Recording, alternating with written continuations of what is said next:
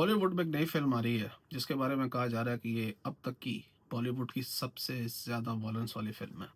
यानी कि जो फिल्म आई थी ना एनिमल, उससे भी ज़्यादा वॉयलेंस है इसके अंदर। तो let's go and look at the trailer और देखते हैं कि क्या इस फिल्म में ऐसा है कि इसकी इतनी हाइप बनी हुई है और फर्स्ट इंप्रेशन हमें इस मूवी के ट्रेलर से कैसा मिलता है। So let's go into the trailer and watch the trailer.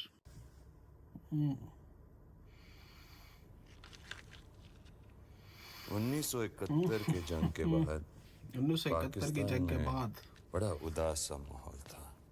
मैं 6 साल का था। रेडियो सुन रहा था। उस वक्त जिया उल हक ने एक ऐसी बात बोली जो मेरे जहन में गड़ गई। Bleed India. ऐसा ज़्यादा लगते बोला था भाई। बिल्कुल ऐसे जिस तरह हमने वाकई यार बहुत इसके वायलेंट जिस्म है। पे इतने छोटे छोटे से सुराख बनाए हैं ना, इससे बदतर हालत करूंगा मैं उस मुल्क की। लेकिन आज का बिस्मिल्लाह इसके साथ।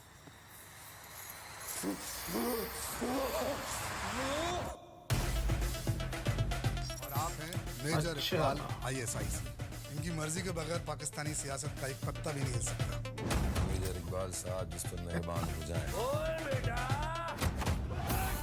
उनका मुस्तकबिल बदल जाता है। क्या यार, There's a big bad gangster on the loose, thick skin coat with a black leather, big news. Two events. That a man can do. So bring Very me the interesting. war with blood, we pay dues. There's a gangster. Words he don't speak, but the danger will tell Ranveer you. Ranveer Singh का look Little bitch, कुछ say your अच्छा है। prayers. Call him the gangster, don't slander the चल stranger. भाई। Sir, मुंह तोड़ने के लिए मुट्ठी बंद करना जरूरी है। We must infiltrate the very core of terrorism in Pakistan, Ajit Doval. ताकि वो भारत के खिलाफ अगर नींद में भी सोचे ना, तो उनके ख्वाब में भी हम बैठे नजर आने चाहिए। Oh baby, you know what I wanna. Got the trigger on the gun. You अच्छा जी। move it how I want it, got the. I'd rather keep it to myself. I got no love to understand. I got this blood on my hands, so babe, you don't understand. मुझको वादा किया गया अक्षय खन्ना। उसे भूलने की गुस्ताखी मत करना।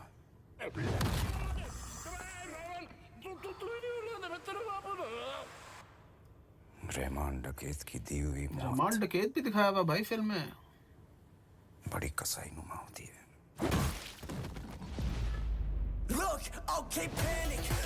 अक्षय खन्ना तो अच्छा एक्टर है ही, तो कोई शक नहीं।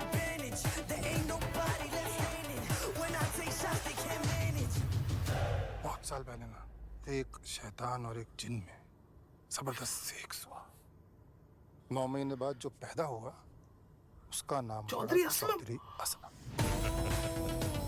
ओ भाई, वाकई संजय दत्त भाई अब तक का सबसे जबरदस्त लोग संजय दत्त का लगा मुझे। चौधरी असलम को अगर मेरे साथ दगाबाजी की ना तो मारने से पहले तुझे रणवा बना दूंगा। और जमील साहब, आपको खस्सी दिसंबर में। अच्छा, उसी बंदे ने बनाई, इसने उड़ी बनाई।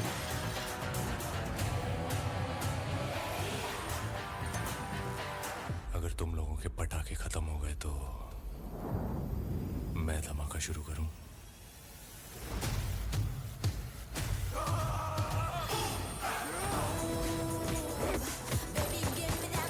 एक्शन नजर आया अब तक, इतना वायलेंस तो कोई नजर नहीं आया पहले सीन के अलावा।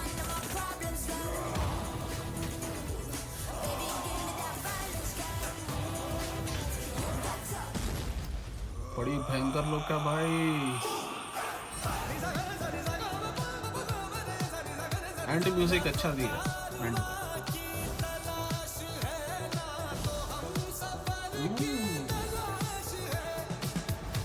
ओए, ये थोड़ा वायलेंस। लो भाई, हमने देख तो लिया, इसको कहते हैं ट्रेलर। और ट्रेलर देख के तो भाई यही लग रहा है कि फिल्म जो है वो एंटी पाकिस्तान है। लेकिन अभी कुछ कह नहीं सकते, वर्डिक्ट नहीं दे सकते फिल्म के ट्रेलर को देख के सिर्फ। लेकिन जिस तरह स्टार्ट हुई है उसको तो यही लग रहा है कि भाई ये भी एक फिल्म है, प्रोपेगेंडा फिल्म है। जिस तरह की प्रोपेगेंडा फिल्में बॉलीवुड बना रहा है पिछले कुछ अरसे से, बहुत सारी फिल्में आप लोगों ने देखी हैं, लेकिन जो है प्रोपेगेंडा फिल्म्स बनाना मेरा ख्याल है बॉलीवुड के पास रह गया है, क्योंकि अच्छे सब्जेक्ट्स तो इनके पास रहे नहीं।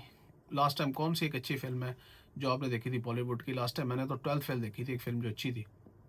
उसके अलावा जो और फिल्म्स आ रही हैं उनमें से अक्सर यही हैं कि उनको लग रहा है कि जी ये प्रोपेगेंडा फिल्म्स बना के जनता को मज़ीद, जिसको कहते हैं कि गुस्सा दिला के इस तरह की फ़िल्में बना लें, हीरोइज़्म दिखा दें। जिस तरह वो ऋतिक रोशन ने फ़िल्म बनाई थी फाइटर, फिर वो अक्षय कुमार की है स्काई फोर्स, और कहते हैं ट्रू इवेंट्स, लेकिन ना कोई एविडेंस है ना कुछ है कि true events based on true events. लेकिन इस मूवी के अंदर 2-3 पॉइंट्स ऐसे आए हैं कि एक तो इन्होंने मेजर इकबाल दिखाया है एसआई का, वो बंदा है जिसके ऊपर मुंबई के टेररिस्ट अटैक प्लान करने का जो है ना इल्ज़ाम है, तो वो है। और लग रहा है ऐसे ही है कि मुंबई के टेररिस्ट अटैक्स जो है ना उसके बैकग्राउंड की फिल्म है।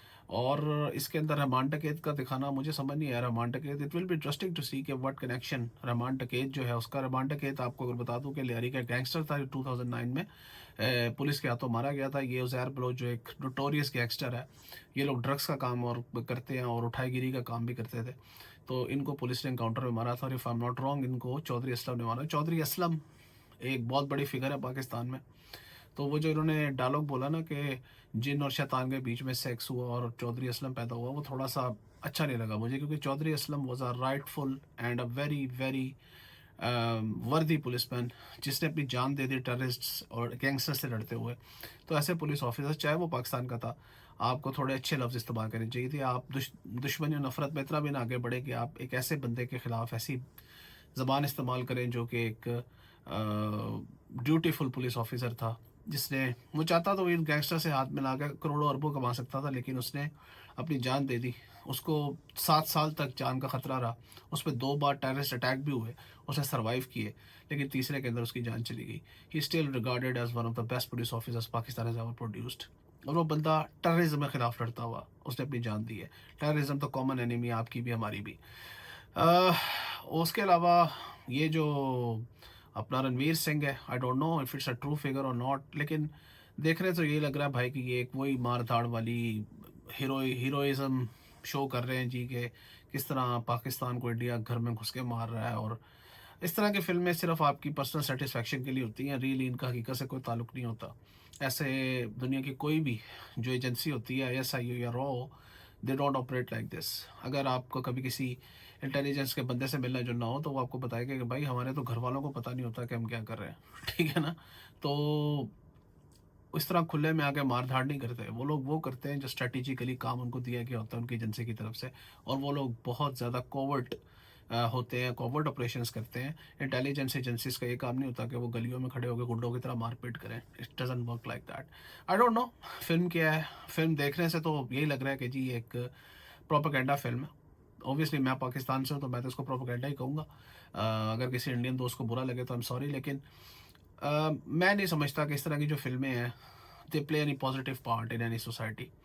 या इस तरह की फिल्में जो है सिर्फ आपकी एक जो सेटिस्फेक्शन होती है ना, आपकी जो एक हेट की सेटिस्फेक्शन होती है उनको पूरा करती हैं, और उसी से ये लोग पैसा कमाती हैं। जहाँ तक प्रोपेगेंडा फिल्म्स की भरमार की बात है, तो मेरा ख्याल है कि इंडिया की जो ऑडियंस है वो भी इनसे तंग आ चुकी है, क्योंकि आपने रिसेंट पास में देखा है कि बहुत सारी प्रोपेगेंडा फिल्म जो चली लगी उनमें से कोई भी नहीं चली। इंडिया की जो पब्लिक है वो भी इसको रिजेक्ट कर रही है अब। सो लेट्स सी इस फिल्म का क्या बनता है। आई होप कि इस फिल्म के अंदर कोई ऐसा मैसेज हो, कोई ऐसी चीज़ हो जिसको देख के यार बंदा कहे कि नहीं ये फिल्म जो है वो डिफरेंट थी दूसरी से। लेकिन अब तक जो इंप्रेशन इस मूवी के ट्रेलर से है वो तो यही है कि ये भी दूसरों की तरह एक प्रोपेगेंडा फिल्म है। लेकिन ये जो एक्टर्स हैं इनके इनके जो गेटअप्स हैं वो बहुत अच्छे लग रहे हैं। संजय दत्त चौधरी असलम के रूप में बहुत अच्छा लग रहा है। अक्षय खन्ना भी अच्छा लग रहा है, अक्षय खन्ना तो बहुत अच्छा एक्टर है, और रणवीर सिंह भी बहुत अच्छा लग रहा है अपने रोल के अंदर। देख रहे होगे कि फिल्म क्या होगी। अगर तो ये फिल्म टेररिज्म के ख़िलाफ़ है तो बहुत अच्छी बात है, लेकिन अगर ये पाकिस्तान एज ए कंट्री ख़िलाफ़ है तो फिर गलत है, क्योंकि भाई याद रखो टेररिज्म कॉमन एनिमी है, पाकिस्तान का भी हिंदुस्तान का भी। पाकिस्तान ने हिंदुस्तान से ज़्यादा जाने दी हैं टेररिज्म के अंदर। हमारे 1 लाख से ज़्यादा लोग जो हैं वो टेररिज्म के हत्थे चढ़ चुके हैं। हमारे कई लोग मारे जा चुके हैं। मेरा अपना घर लाहौर में है, मेरे घर के पास टेररिस्ट अटैक 2 बार हो चुका है, तो मैं समझ सकता हूँ कि टेररिज्म जो वो कितनी बुरी चीज़ है। बहरहाल हिंदुस्तान के लोग इल्ज़ाम लगाते हैं कि पाकिस्तान दहशतगर्दी की पुष्पनाई करता है। भाई बहुत कुछ हुआ है जो कि हम आम लोगों की नज़रों से ओझल है। आम लोगों को एक दूसरे के साथ नफरत नहीं करनी चाहिए, और इस तरह की नफरतें जो है ना वो आपस के लोगों में, हम जैसे आम लोगों के अंदर नफरतें बढ़ाती हैं। हम जैसे लोगों के बीच के अंदर हम लोग आर्ग्यूमेंट्स करते हैं, उससे लड़ते हैं। आप इंडिया पे इल्ज़ाम लगाते हैं, आप पाकिस्तान पे इल्ज़ाम लगाते हैं, पाकिस्तान इंडिया पे इल्ज़ाम लगाते हैं। हम दोनों एक दूसरे को माँ बहन की गाली देते हैं। In the end of the day हम लोगों को सिर्फ पॉन्स की तरह खेला जाता है। तो मैं तो ये मैसेज दूंगा कि नफ़रत जो है उसका ना कोई मज़हब होता है, ना कोई उसकी नेशनलिटी होती है। नफ़रत एक प्रोपेगेंडा, सिर्फ पैसा कमाने का ज़रिया और अपने आप को सत्ता में बरकरार रखने का ज़रिया है, और इस तरह की फ़िल्में जो है उनको असिस्ट करती हैं। आई होप कि आपको ये वीडियो पसंद आई होगी। लाइक और सब्सक्राइब करें चैनल को यार, और हमारी भी घंटी बजा दो। सारों की घंटियाँ बजाते हो तो इस चैनल की भी घंटी बजा दो यार। और अगर कोई बात किसी मेरे इंडियन दोस्त को बुरी लगी तो आई एम सॉरी, लेकिन यार मैं वही बात करता हूँ जो मेरे दिल से निकलती है। Thank you very much.